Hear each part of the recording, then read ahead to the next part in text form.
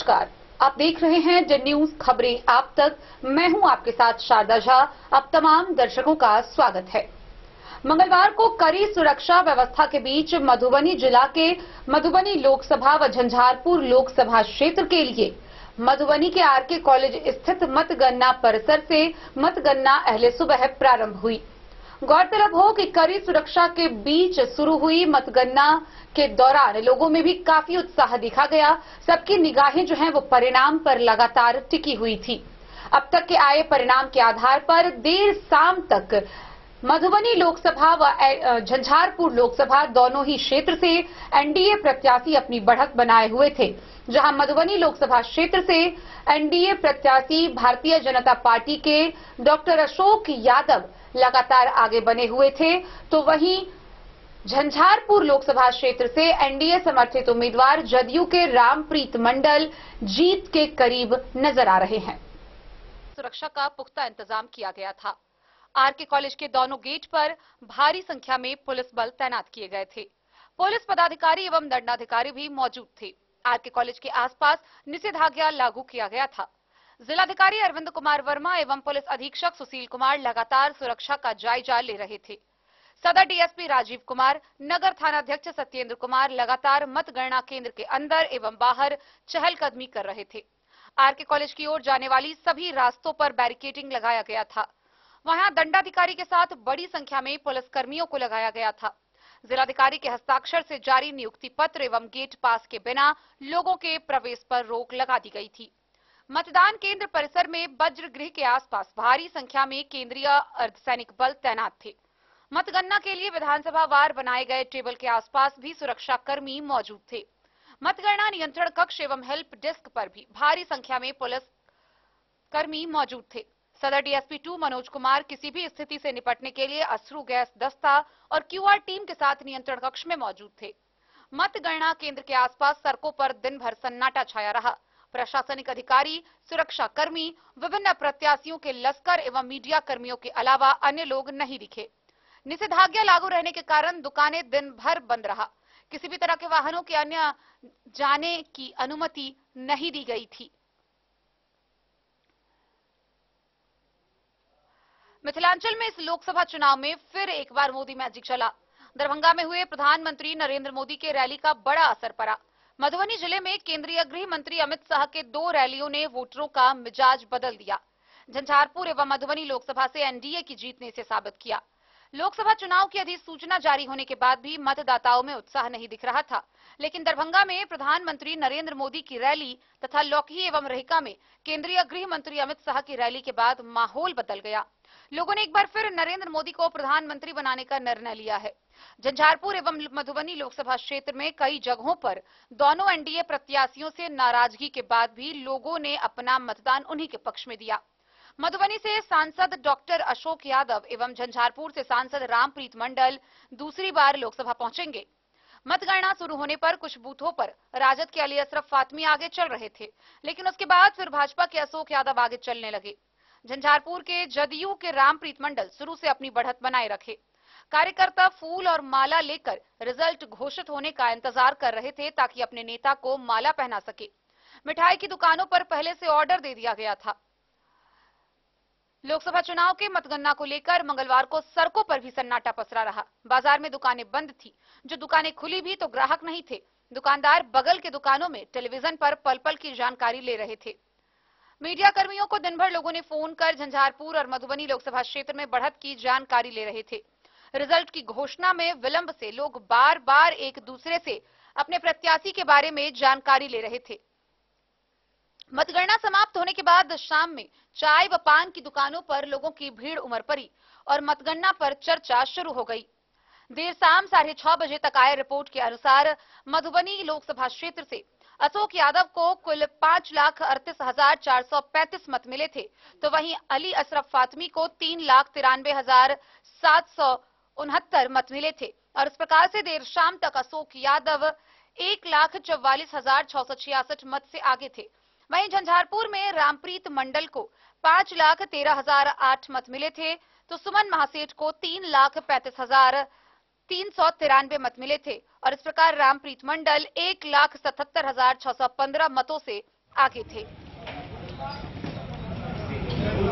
आने वाले 5 वर्षों में भी माननीय प्रधानमंत्री नरेंद्र मोदी जी के नेतृत्व में विकास होगा। जहां की जो खासकर मूलभूत सुविधाएं हैं उसका विकास होगा और जो यहाँ के आम लोगों की जो समस्याएं हैं उन समस्याओं को भी दूर करने का प्रयास किया। केंद्रीय विद्यालय का मामला अभी लटका हुआ है मधुबनी में, क्या उम्मीद है?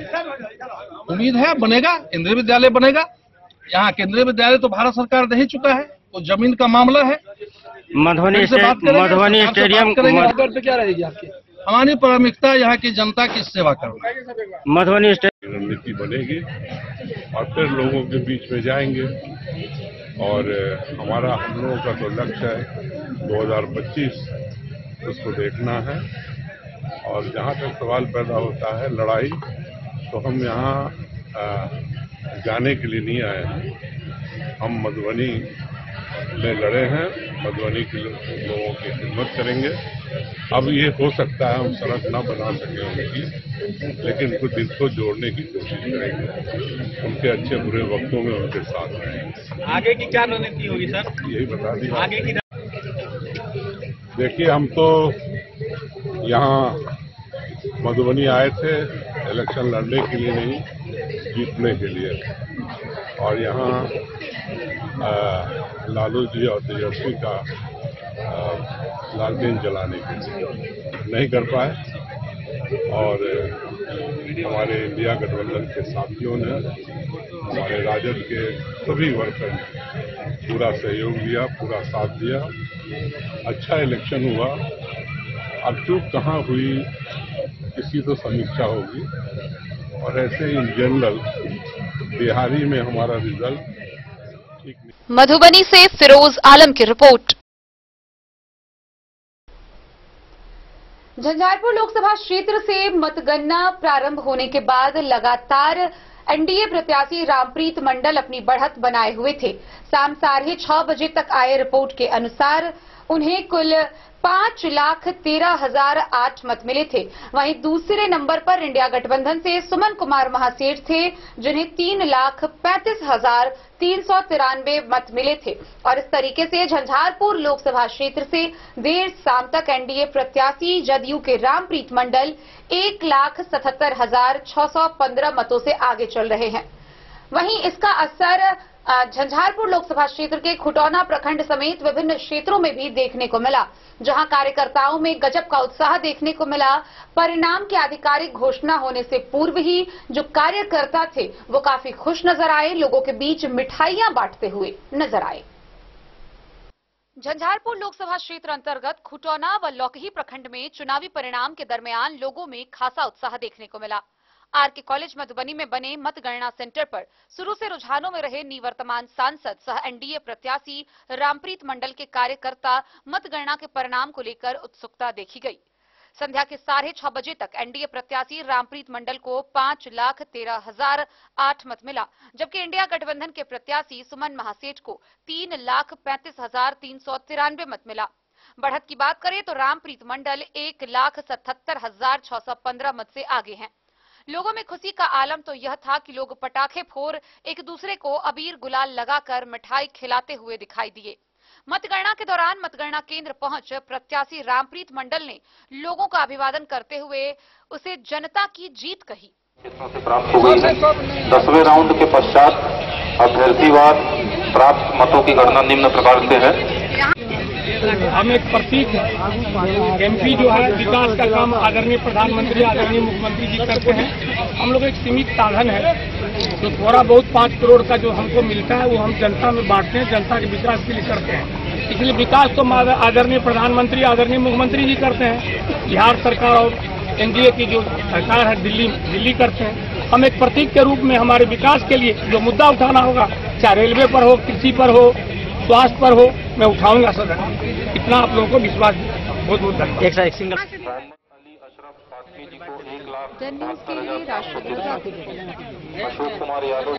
खबरों का सिलसिला जारी रहेगा, रुकते हैं एक छोटे से ब्रेक के लिए। लाल बाबू प्रसाद एंड सन्स, संकट चौक, बैंक ऑफ इंडिया के बगल में, मधुबनी। इस शादी सीजन सिर्फ हमारे साथ खरीदे और पाएं 100% एक्सचेंज वैल्यू। आप सोने चांदी या हीरे के आभूषणों की तलाश में हैं तो हमारे ज्वेलरी शॉप में मिलेंगे आपको हर तरह के आभूषण बेहद किफायती दामों पर। हर अवसर के लिए आभूषण आपके बजट में। लाल बाबू प्रसाद एंड सन्स, संकट चौक, बैंक ऑफ इंडिया के बगल में, मधुबनी। नए और शानदार स्टॉक के साथ अब हर रिश्ते को करे और भी सुंदर। लाल बाबू प्रसाद एंड सन्स, संकट चौक, बैंक ऑफ इंडिया के बगल में, मधुबनी। हमारे सभी गोल्ड ज्वेलरी शॉप पर HUID है मौजूद।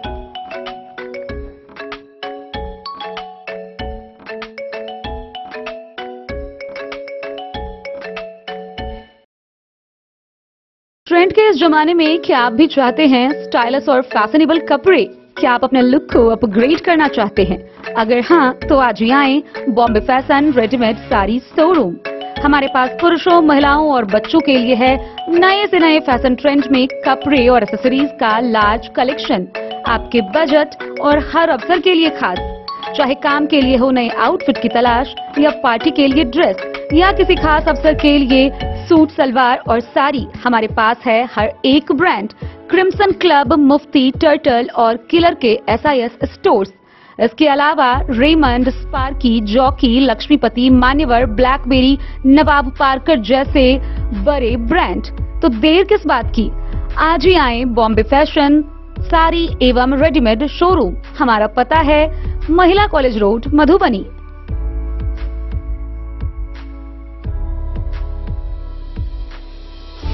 अगर है आपको सोने चांदी या हीरे के आभूषणों की तलाश तो आज ही आएं लाल बाबू ज्वेलर्स, महिला कॉलेज रोड, मधुबनी।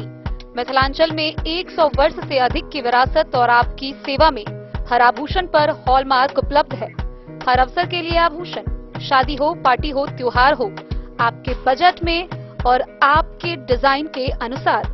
तो आज ही हमारी ज्वेलरी शॉप पर आएं और अपने प्रियजनों के लिए खरीदे खूबसूरत आभूषण।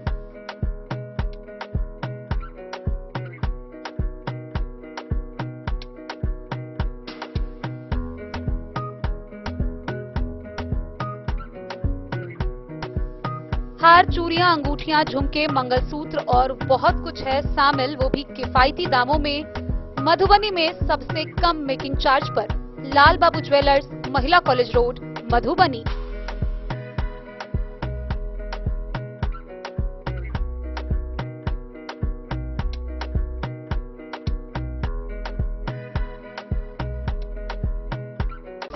ज्वेलरी हाउस स्वर्णश्री, सोने की शुद्धता मापने वाला यंत्र कैरेटोमीटर यहाँ उपलब्ध है, क्योंकि सोने की शुद्धता और आपके विश्वास के साथ कोई समझौता नहीं। रत्न, सोना व चांदी के हर तरह के आभूषणों के लिए एक बार अवश्य आएं। लाइट वेट व बेहतरीन कारीगरी वाले गहनों का अनूठा संगम। आपका भरोसा ही है हमारी पूंजी। बिना किसी मिलावट व पूरी शुद्धता के साथ हॉलमार्क गहने आपको देना हमारा परम कर्तव्य। तो देर किस बात की, अपने मनपसंद गहनों की खरीदारी के लिए आज ही आए। पता याद रखें, ज्वेलरी हाउस स्वर्णश्री, बड़ा बाजार, मधुबनी। होटल गोकुल राज।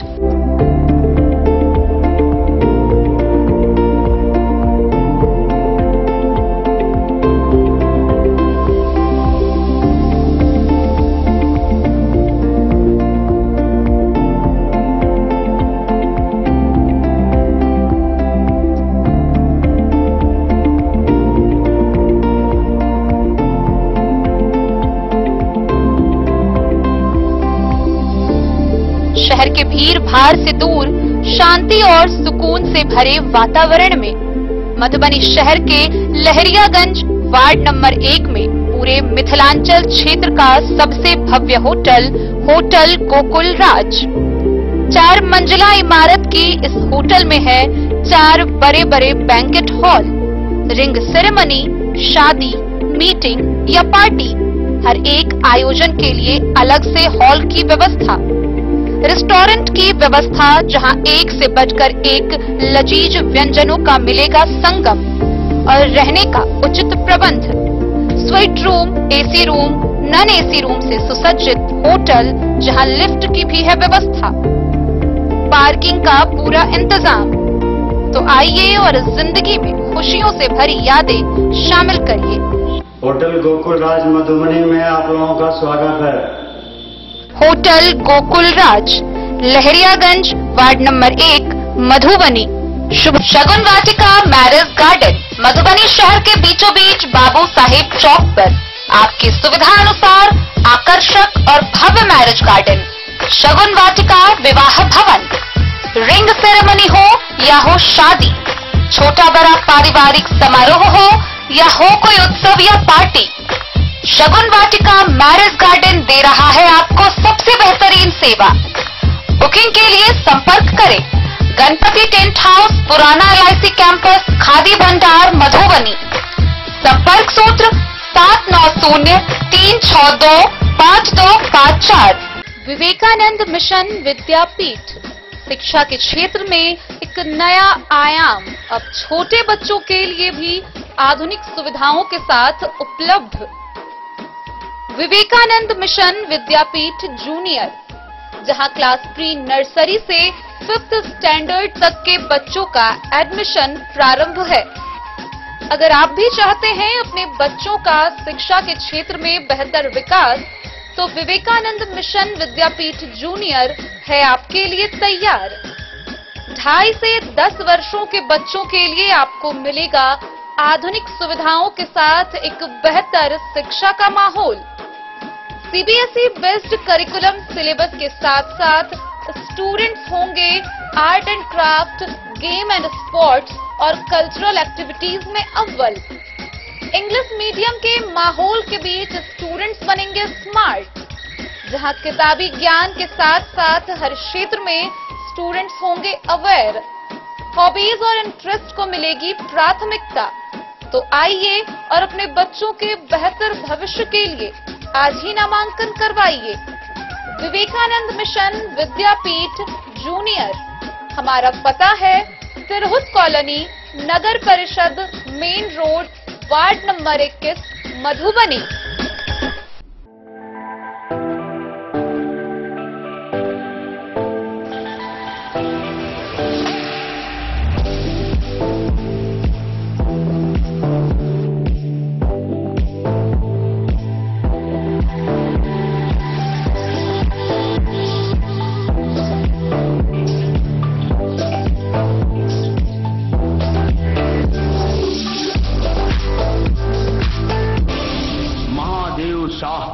Amarnath Prasad jewellers, 916 hallmark branded gold एवं diamond jewellery showroom, Gandhi Chowk. Break के बाद एक बार फिर आप तमाम दर्शकों का स्वागत है।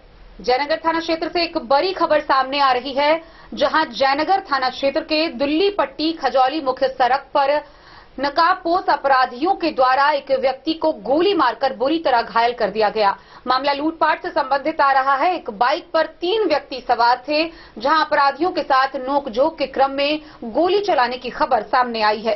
इस घटना में घायल युवक की पहचान लदनिया थाना क्षेत्र के खाजेडीह निवासी 25 वर्षीय कृष्ण कुमार के रूप में की गई है। मामला को लेकर पुलिस की कार्रवाई जारी है। जयनगर थाना क्षेत्र के दुल्लीपट्टी खजौली मुख्य सड़क खिरखिरिया टोल खेल मैदान के समीप मंगलवार की दोपहर करीब 2 बजे अज्ञात नकाबपोश अपराधियों ने लूटपाट की घटना को अंजाम देने के उद्देश्य से मोटरसाइकिल चालक को गोली मारकर गंभीर रूप से घायल कर दिया। स्थानीय लोगों के सहयोग से इलाज के लिए जयनगर के अनुमंडल अस्पताल में इलाज के लिए भर्ती कराया गया।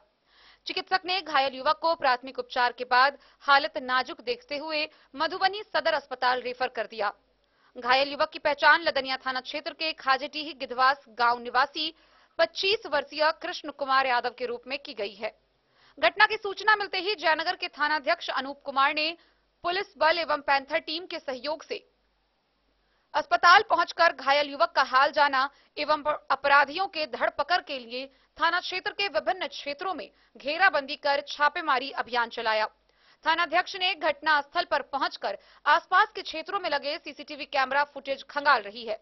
थानाध्यक्ष ने बताया कि घायल युवक अपने अन्य साथियों के साथ दुल्लीपट्टी खजौली मुख्य सड़क के माध्यम मधुबनी जा रहा था। इसी क्रम में खिरखिरिया टोल मैदान के समीप एक मोटरसाइकिल पर 3 नकाबपोश अपराधियों द्वारा हथियार के बल पर घायल युवक को रोका और नोक झोंक में गोली मारी।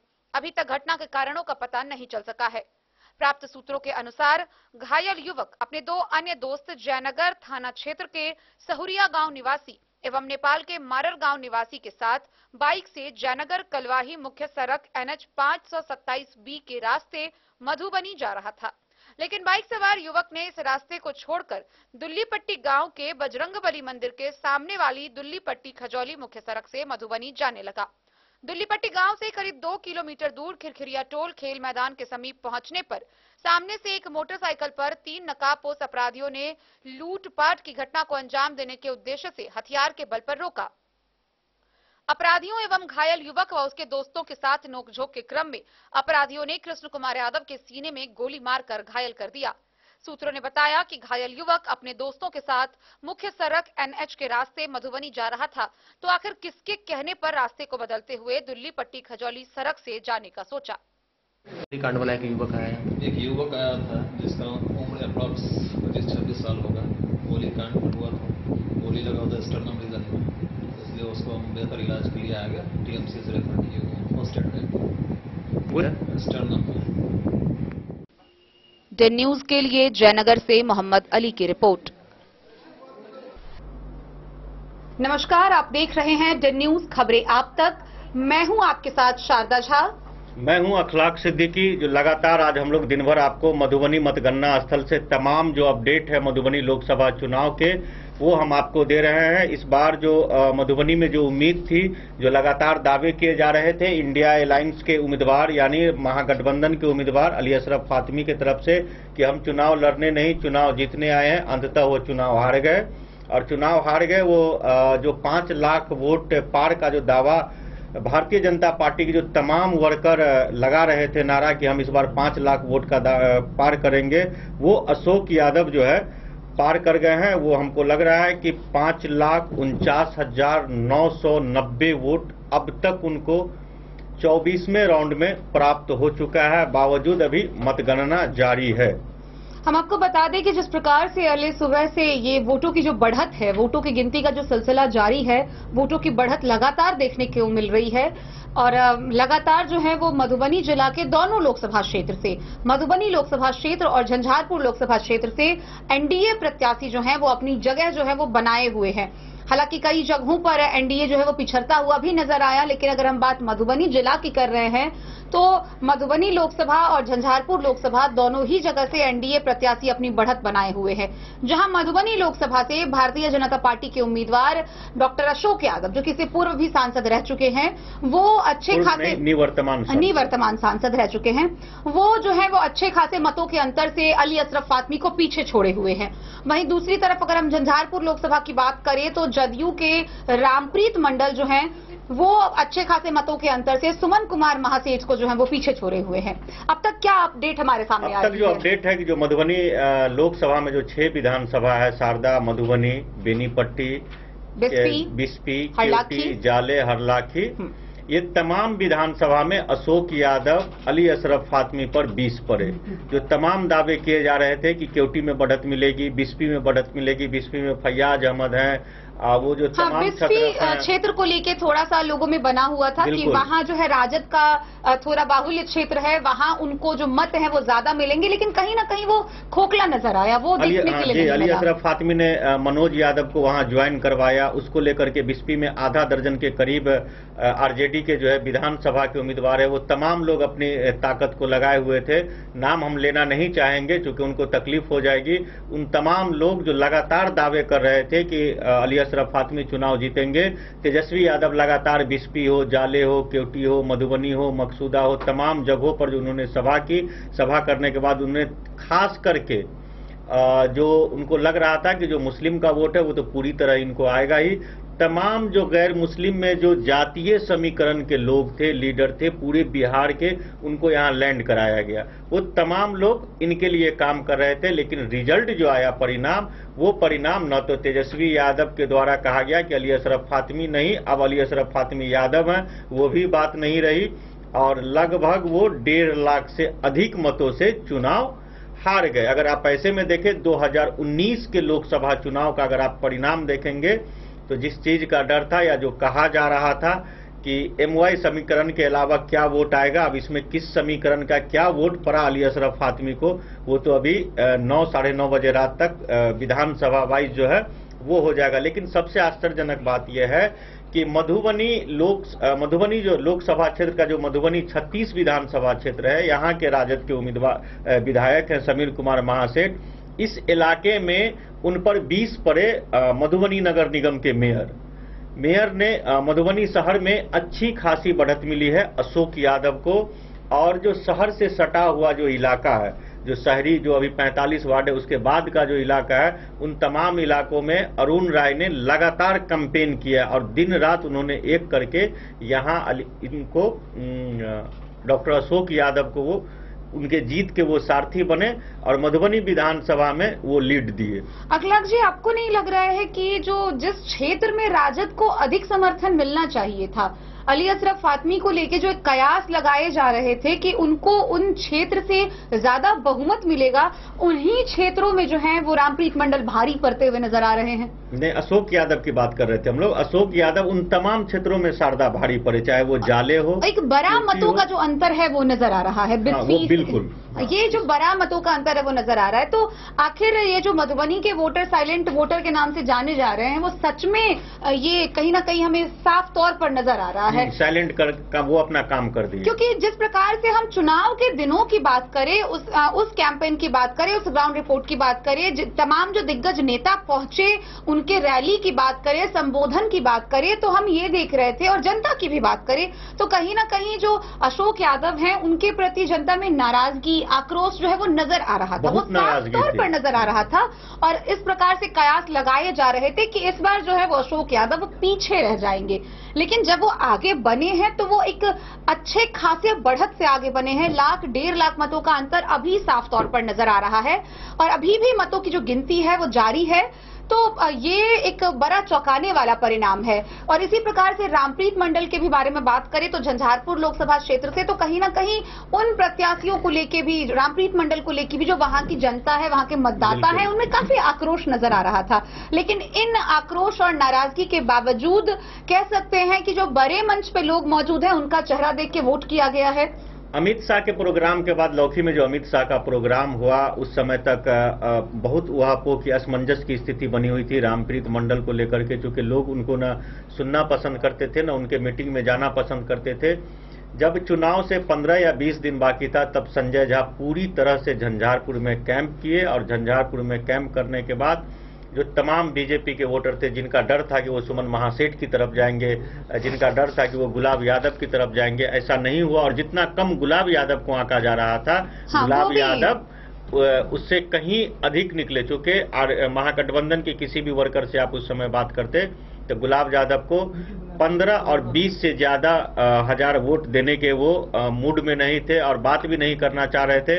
उनको लग रहा था कि नहीं, कहीं ना कहीं गुलाब यादव 15-20 हजार वोट पर सिमट जाएंगे और ऐसे में सुमन महासेठ यहां से निकल जाएंगे। लेकिन वहां के जो 6 विधानसभा है, 6 के 6 विधानसभा में आप हम लोग सुबह से देख रहे हैं कि रामप्रीत मंडल कहीं भी पीछे नहीं हटे, वो लगातार पीछे नहीं हुए, वो लगातार जो है बढ़त बनाए हुए थे। जबकि भारतीय जनता पार्टी के यहाँ विधायक थे, कहा जा रहा था बहुत जगह से सुमन महासेठ को सपोर्ट मिला, जो अंदरूनी जो लोग नाराज थे बीजेपी के, वो सुमन जी को सपोर्ट कर रहे हैं। बीजेपी को जो बीजेपी के बड़े लीडर हैं झंझारपुर लोकसभा क्षेत्र में जो रहते हैं, वो मदद कर रहे हैं। ऐसा कुछ भी नहीं देखा। इस जीत से ये लग रहा है कि संजय झा ने जिस हिसाब से कैंपेन अपने हाथ में लिया, उसके बाद जदयू के जिला अध्यक्ष को यहाँ से सत्येंद्र कामत थे, उनको यहाँ से हटाया गया। बाद में वो राजद के लिए अशरफ फातमी के लिए बेनीपट्टी के इलाके में काम करते हुए हमको दिखे थे चुनाव के दौरान। तो ये तमाम जो अटकलें जो लगाई जा रही थी, उसको जनता ने पूरी तरह से खारिज कर दिया। यहाँ आप झंझारपुर देखें या मधुबनी या दरभंगा, इन तमाम ये जो 2, 3, 4 सीट है, या सुपौल पूर्णिया को देखें, देवेंद्र प्रसाद यादव जो पूर्व केंद्रीय मंत्री है, 5 बार से झंझारपुर के सांसद रहे, राजद के द्वारा जो उनको पूरी तरह से दरकिनार कर दिया गया। इसकी वजह रही कि अंत में जब उनको टिकट नहीं मिला, राजद के राष्ट्रीय उपाध्यक्ष थे, वो इस्तीफा दे दिए। अगर टिकट वितरण में जैसे टिकट का वितरण हुआ, जिस हिसाब से आप देखिए कि यूपी का जो परिणाम आया है, अगर बिहार में उस हिसाब से अगर परिणाम देखा जाता तो यहाँ अच्छा खासा राजद को बहुमत मिलता, उनको सीटें मिलती, लेकिन ऐसा नहीं हुआ। अगर आप देखिए MY समीकरण की बात करेंगे तो आप एक तबके का वोट लेते हैं, उसको टिकट नहीं देते हैं। आप जातीय जनगणना की बात करते हैं, उसको टिकट नहीं देते। जो तमाम जो मुस्लिम स्कॉलर थे इस बात से भी नाराज थे कि तेजस्वी यादव क्या करना चाह रहे हैं, क्या नहीं करना चाह रहे हैं, वो चुनाव जीतना चाह रहे हैं या नहीं चाह रहे हैं। वो इन तमाम जो अभी रिजल्ट जो आया है, ये रिजल्ट बता रहा है कि तेजस्वी यादव अपरिपक्व नेता हैं लोकसभा चुनाव में, और नीतीश जी ने एक चीज साबित कर दिया कि वो जिसके साथ रहेंगे विजय उसकी होगी। हाँ, ये एक बड़ी चीज है, उन्होंने ये फिर से साबित किया है। और तेजस्वी यादव को अभी काफी ज्यादा मेहनत करने की जरूरत है। और इसका परिणाम, जो इसका असर होगा वो 2025 जो अब 6 महीने के बाद जो चुनावी मोड में जब बिहार के लोग जाएंगे, बिहार जाएगा, तो उस चुनावी मोड में जो है, उस चुनावी दौर में तेजस्वी यादव को काफी कठिनाइयों का सामना करना पड़ेगा, क्योंकि प्रशांत किशोर उन्हीं मतदाताओं को टारगेट कर रहे हैं जो पारंपरिक रूप से आरजेडी को मतलब पूरी तरह से जो है वो भरोसा करके उसको पोल करते हैं। वो वोट में सेंधमारी होगी और एक नया मोर्चा खड़ा होगा। हम बात करें अगर मधुबनी और जिला के दोनों सीट की, झंझारपुर और मधुबनी लोकसभा सीट की, तो झंझारपुर लोकसभा से जहां 10 प्रत्याशी इस चुनावी मैदान में थे, वहीं मधुबनी लोकसभा क्षेत्र से कुल 12 प्रत्याशी इन मैदान में थे। हम एक बार फिर से आपको बता दें कि मधुबनी लोकसभा क्षेत्र से राष्ट्रीय जनता दल से मोहम्मद अली अशरफ फातमी, भारतीय जनता पार्टी से अशोक कुमार यादव, बहुजन समाज पार्टी से विकास कुमार, कंट्री सिटीजन पार्टी से अबू बकर रहमानी, समता पार्टी से उदय मंडल, लोकतांत्रिक लोक राज्यम पार्टी से कुलभूषण प्रसाद, वहीं राष्ट्रीय जन संभावना पार्टी से Mohan Sharma, Mohammad Waqar Siddiqui, people's party of India democratic से वैद्यनाथ यादव, अखिल भारतीय परिवार पार्टी से सरफराज आलम, और इसके अलावा 2 निर्दलीय प्रियरंजन और शिव बोधन साहू जो हैं वो मधुबनी लोकसभा सीट से प्रत्याशी जो है वो चुनावी मैदान में थे। हालांकि इन 12 प्रत्याशियों के बीच जो टक्कर देखने को मिली और जो शुरू से हमें नजर आया, जो कयास लगाए गए, वो टक्कर जो था वो इंडिया महागठबंधन और एनडीए महागठबंधन, इन्हीं दोनों अलायंस के बीच में टक्कर था। और जब आज सुबह जब 7, साढ़े 7, 8 बजे वोटिंग की गिनती शुरू हुई, पोस्टल बैलेट का रुझान आना शुरू हुआ, तब हमने देखा कि राष्ट्रीय जनता दल के समर्थित उम्मीदवार जो अली अशरफ फातमी हैं, वो कहीं ना कहीं आगे चल रहे थे।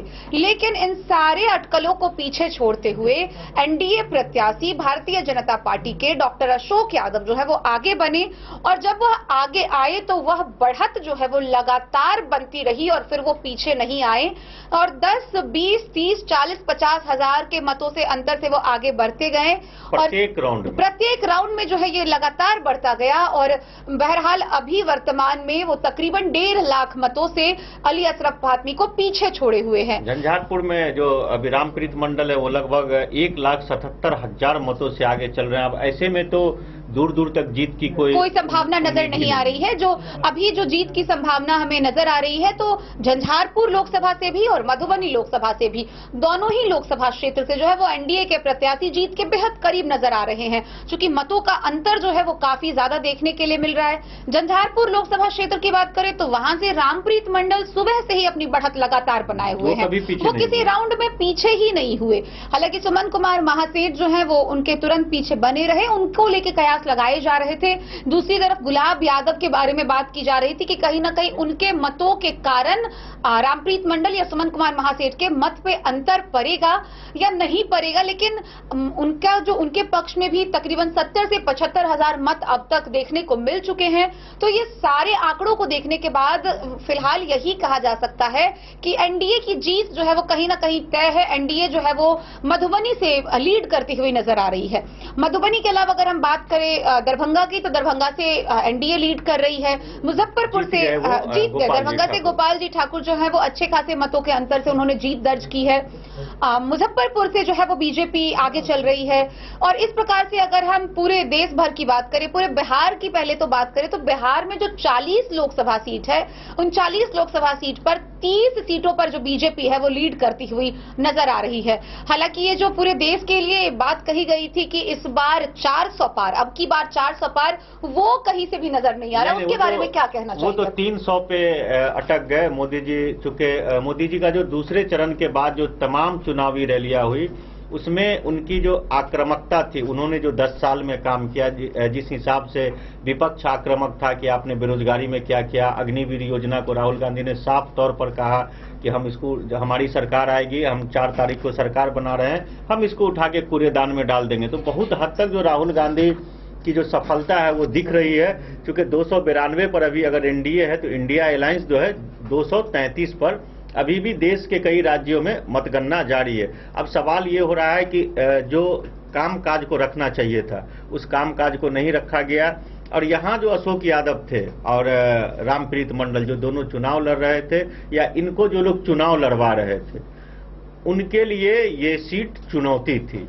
आप देख लीजिए मधुबनी विधानसभा में बीजेपी के जिन लोगों के हाथ में कमान थी उनका परफॉर्मेंस देख लीजिए कितना शानदार रहा। काफी शानदार देखने को मिला है। मधुबनी विधानसभा को खुद अरुण राय संभाल रहे थे, और अरुण राय मेयर हैं अभी फिलहाल मधुबनी नगर निगम के, वहीं डिप्टी मेयर राजद को संभाल रहे थे, राम कुमार यादव संभाल रहे थे। हालांकि मधुबनी के क्षेत्र में जितने बड़े चेहरे हैं वो अलग अलग खेमों में बट गए थे।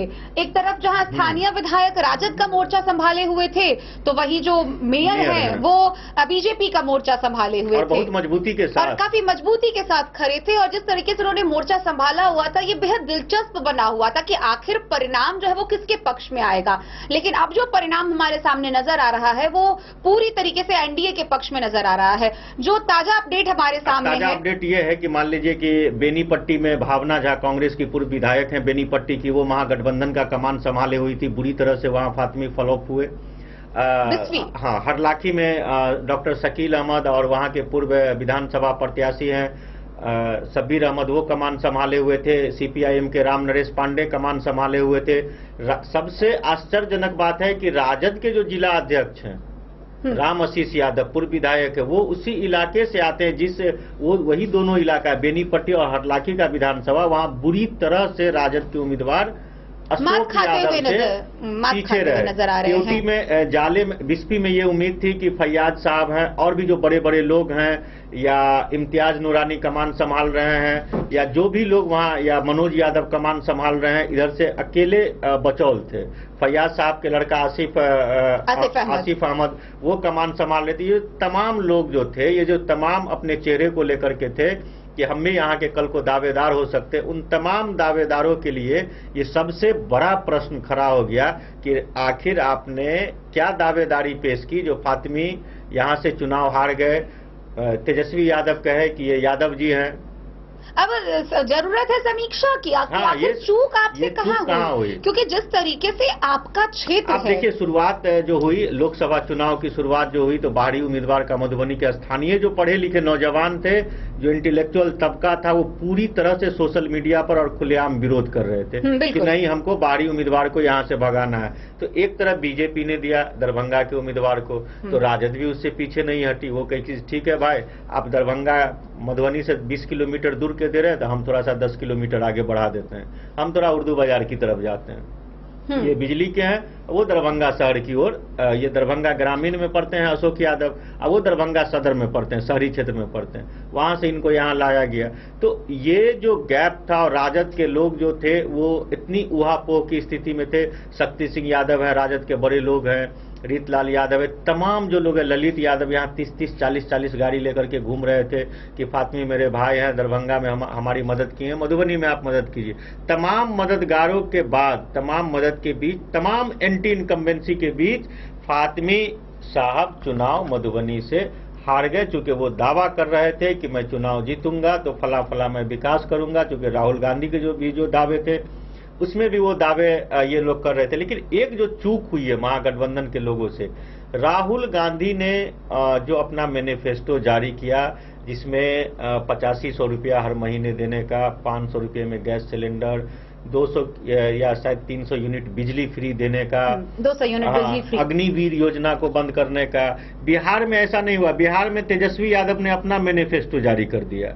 वो कुछ और कहने लगे कि भैया मैं 1 करोड़ को नौकरी दूंगा, मैं फलां करूंगा, ये करूंगा।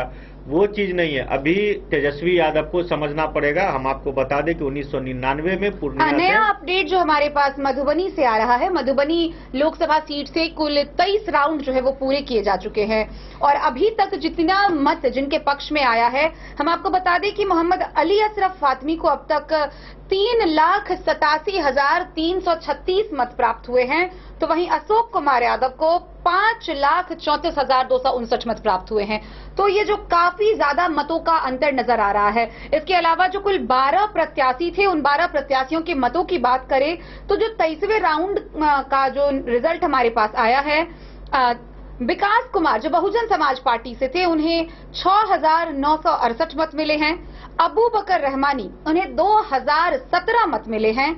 उदय मंडल 1,950 मत मिले हैं। कुलभूषण प्रसाद, इन्हें 1,722 मत मिले हैं।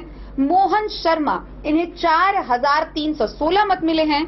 वहीं मोहम्मद वकार सिद्दीकी की बात करें तो 4,344 मत पे सिमट गए। वैद्यनाथ यादव जो है उन्हें 4,809 मत मिला है। सरफराज आलम की बात करें तो 4,471 मत मिला है। प्रिय रंजन जो कि निर्दलीय प्रत्याशी थे, इन्हें कुल मत जो है वो 6,819 मत मिले हैं। शिव बोधन साहू यह भी निर्दलीय प्रत्याशी थे और इन्हें 12,841 मत मिले हैं। तो ये जो 23वां राउंड का रिजल्ट हमारे सामने नजर आ रहा है, इसमें आप देख सकते हैं कि अच्छे खासे मतों का अंतर। झंझारपुर के भी 26वें राउंड की आई है, जिसमें गुलाब यादव को जो है 73,830 वोट मिला है। रामप्रीत मंडल को 5,32,273, बबलू कुमार को 11,661, विजय कुमार मंडल को 8,572, विद्यानंद राम को 10,895, सुमन कुमार महासेठ को 3,48,735, गंगा प्रसाद यादव को 10,066, गौरी शंकर साहू को 14,318, राजीव कुमार झा को 12,498, राम प्रसाद राउत को 25,984 और नोटा को जो मिला है वो 376 वोट, 10,56,796 इतने मतदान लोगों ने मतदान किया था। उस मतदान के अनुसार जो रुझान आए हैं उसमें साफ बात पता चल गई कि महागठबंधन के जो तमाम छत्रप थे वो उन पर एनडीए के जो छत्रप थे वो भारी पड़े। चाहे वो राजद के तमाम, चाहे वो यहाँ के विधायक हो, यहाँ से राज्यसभा के सांसद हो, पूर्व विधायक हो, जिला अध्यक्ष हो, इन तमाम लोगों का जो क्रियाकलाप रहा इस चुनाव में, वो राजद को सोचने की जरूरत है, उस पर चिंतन करने की जरूरत है, तेजस्वी को भी चिंतन करने की जरूरत है। वहीं दूसरी तरफ नीतीश कुमार ने यह साबित कर दिया कि मैं जिसके साथ रहूंगा विजय उसकी होगी, और वैसा ही बिहार में सीन हो रहा है। हमारे संवाददाता जो है वो लगातार जो मतगणना स्थल परिसर से हमारे साथ जुड़े हुए हैं और नया अपडेट लगातार दे रहे हैं। झंझारपुर में जहां 26 राउंड की गिनती हो चुकी है, वहीं मधुबनी लोकसभा के लिए 23 राउंड की गिनती हो चुकी है। और मधुबनी लोकसभा की बात करें तो 23वें राउंड की गिनती तक जहां अली असरफ फातमी को 3,87,336 मत मिले हैं, 3,87,336 मत मिले हैं, तो वहीं अभी भी डॉक्टर अशोक यादव जो हैं वो लगातार आगे चल रहे हैं और उनको 5,34,259 मत प्राप्त हुए हैं। तो ये जो आंकड़ा है वो लगातार बढ़ता हुआ ही नजर आ रहा है और रात के 9:05 हो रहे हैं अभी। तो इस प्रकार से साफ तौर पर हम ये कह सकते हैं, संभावना जताई जा सकती है कि लगातार जो है वो एनडीए प्रत्याशी जो है वो झंझारपुर लोकसभा और मधुबनी लोकसभा दोनों ही जगह से जो है वो लीड करती हुई नजर आ रही है। और ये कहना अतिशयोक्ति नहीं होगी कि जहां झंझारपुर से रामप्रीत मंडल जीत दर्ज कर रहे हैं, तो वहीं मधुबनी लोकसभा से डॉक्टर अशोक यादव जो है वो जीत दर्ज करते हुए नजर आ रहे हैं। अब शारदा महज औपचारिकताएं बची रह गई है इस काउंटिंग में। इस काउंटिंग को लेकर के जो है तमाम जो मंगल के दिन लोग पूजा पाठ करके आए थे, दोनों पार्टी के लोग, चाहे वो महागठबंधन के लोग हो, चाहे वो एनडीए अलायंस के लोग हो, वो तमाम लोग थे वो यहाँ आए और जो बुनियादी समस्याएं थी उसको कभी टच नहीं किया उम्मीदवारों ने। अशोक यादव को लेकर के आप भी फील्ड में थी, हम लोग भी फील्ड में थे, तमाम लोगों में काफी नाराजगी देखी गई थी। मतदान वोट दे करके आ रहे थे, साफ उनके बारे में बता रहे थे कि नहीं ऐसा नहीं ऐसा है। और इस बार कोई ईवीएम पर भी आप आरोप नहीं लगा सकते हैं। ईवीएम को लेकर के भी तमाम लोग खुश हैं कि नहीं भैया इस बार का ईवीएम जो एकदम बिल्कुल ठीक है, बिल्कुल दुरुस्त हाँ, जो है। चुनाव आयोग के द्वारा जारी किए गए जो भी कार्य थे और जिस प्रकार से जिला प्रशासन ने सभी कार्यों को किया वो काफी सराहनीय था, क्योंकि कहीं से भी कोई घटना, कोई छिटपुट घटना भी सामने नजर नहीं आई। लोगों में जिला प्रशासन को लेके या चुनाव आयोग द्वारा जो दिए गए दिशा निर्देशों का पालन हो रहा है या नहीं, इन सबको लेके कोई भी नाराजगी, कोई भी आक्रोश नहीं देखा गया। काफी स्वच्छता पूर्वक निष्पक्ष तरीके से जो भय मुक्त होकर मतदान करने की प्रक्रिया थी वो जारी रही। मतदान भी काफी निष्पक्ष तौर पर भय मुक्त करके हुआ और उसी का परिणाम जो है वो आज हम लोगों के सामने है कि उसी कड़ी सुरक्षा के साथ आज मतगणना की प्रक्रिया जारी है और आप साफ तौर पर देख सकते हैं कि इस परिणाम में एक बार फिर मधुबनी जिला के दोनों लोकसभा सीट से जो है वो एनडीए प्रत्याशी अपनी जीत दर्ज करने जा रहे हैं। एक वाकया हमको याद आ गया है, 1999 में पूर्णिया में जब पप्पू यादव चुनाव लड़ रहे थे तो लालू जी 5 दिन वहां कैंप करके पप्पू यादव को हराने की भरपूर कोशिश की थी। 2024 में तेजस्वी यादव ने उसी चीज को दोहराते हुए 6 दिन पूर्णिया में कैंप किए, लेकिन पप्पू यादव को हराने में वो कामयाब नहीं हुए। तेजस्वी यादव कहीं न कहीं अपने चुनावी तैयारियों में विफल दिख रहे हैं। विफल दिखे, उनको भीड़ दिखी एक कि नहीं यही मेरा वोट है, लेकिन ऐसी बात नहीं है। और भी लोग जाते हैं, ऐसे भी लोग जाते हैं जो वोटर नहीं भी रहते हैं। हाँ, वो तो भीड़ आधे लोग तो हेलीकॉप्टर भी देखने चले जाते हैं, आंकने के लिए जाते हैं। जो भी जनता आते हैं, वो दिग्गज नेता हो या छोटे बड़े नेता हो, जो भी जाते हैं जनता वहां तक जाती है ताकि वो उनको सुन पाए, उनको समझ पाए। तो भीड़ देख के वोटरों का आकलन करना जो तेजस्वी यादव का था वो कहीं ना कहीं गलत साबित हुआ। कांग्रेस में भी नाराजगी थी क्योंकि राहुल गांधी को मिथिलांचल के क्षेत्र में लाना था, मिथिलांचल के क्षेत्र में नहीं ला पाए क्योंकि यहाँ के जो प्रदेश अध्यक्ष है कांग्रेस के, उन पर आरोप ये लगता है, कांग्रेसियों के द्वारा ही ये आरोप लगता है कि नहीं उनको राजद सुप्रीमो जो कहते हैं वो करते हैं। इसलिए कुछ सीटें जैसे भागलपुर की सीट अजीत शर्मा हारे हैं, वो शायद हमको लग रहा है कि अंतिम समय में वो चुनाव हारे हैं, उनका भी मार्जिन कम रहा है। लेकिन राहुल गांधी खुद भागलपुर भी आए थे, भागलपुर से वो पूर्णिया, बांका, जहां जहां उनके इंडिया के जो उम्मीदवार थे उनके लिए उन्होंने प्रचार किए। लेकिन अगर वो दरभंगा आते तो दरभंगा से वो मधुबनी, सीतामढ़ी, झंझारपुर कहीं ना कहीं प्रभाव पड़ता। उसका प्रभाव काफी ज्यादा देखने को मिलता, क्योंकि मुझे एक चीज लगता है कि स्थानीय उम्मीदवार का भी नहीं होना एक बड़ा फैक्टर है, बहुत बड़ा फैक्टर। हाँ, ये चीजें हैं सामने में। अभी हम पूरे बिहार भर की बात करें तो बिहार में जो 40 लोकसभा सीट है वहां अभी भी 30 लोकसभा सीट पर बीजेपी लीड करते हुए नजर आ रही है। हालांकि अगर बीजेपी का जो नारा था, मैं वापस से दोहराना चाहूंगी कि अब की बार 400 पार, वो कहीं ना कहीं खोखली नजर आई, वो बिल्कुल नजर नहीं आया। अभी भी बीजेपी जो है वो 292 पर सिमटी हुई नजर आ रही है और वही दूसरी तरफ जो इंडिया महागठबंधन है वो 233 पे नजर आ रही है।